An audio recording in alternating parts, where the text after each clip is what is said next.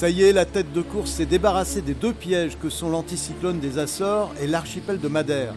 Elle glisse maintenant sous Spinnaker, grand voile haute, vers le sud. Cette nuit, Armel Lecléache, le leader, a été le premier à empanner, suivi quelques minutes plus tard par ses poursuivants directs. Seul Jean-Pierre Dick a continué sa route plus à l'ouest avant d'empanner. Résultat, il passe de la 4e à la 12e position. Ça a été un peu la loterie hier, toute la journée d'hier, pour la fatigue et la lucidité.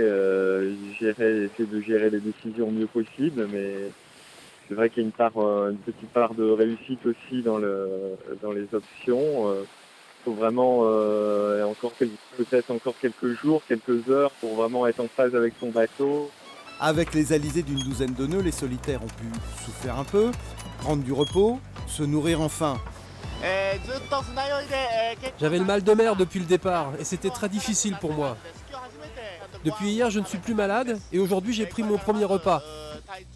J'attends d'aller mieux pour naviguer en harmonie avec le bateau et bien finir ce Vendée Globe. Ah, s'il y en a un qui ne souffre pas du mal de mer, c'est le nordiste Thomas Rouillant. Les derniers repas avec des bons trucs à manger là. Là c'est poche flèche de ma grand-mère. Arrivé direct de Dunkerque au Sable d'Olonne. Bon après ce sera plus pareil, hein. C'est bon hein, mais ce sera plus la même chose. Comme prévu pour les 2 prochains jours, les alizés devraient monter à une bonne vingtaine de nœuds, ce qui permettrait enfin aux foilers de s'exprimer pleinement. Sans trahir de secret, là j'ai le foil à l'eau. Ces derniers jours, on n'a pas eu de conditions pour vraiment exploiter le potentiel du bateau, quoi. Ça va faire mal. La bonne nouvelle, c'est le redépart du Catalan Didac Costa. Il a quitté les Sables d'Olonne ce midi avec environ 1800 km de retard sur le gros de la flotte.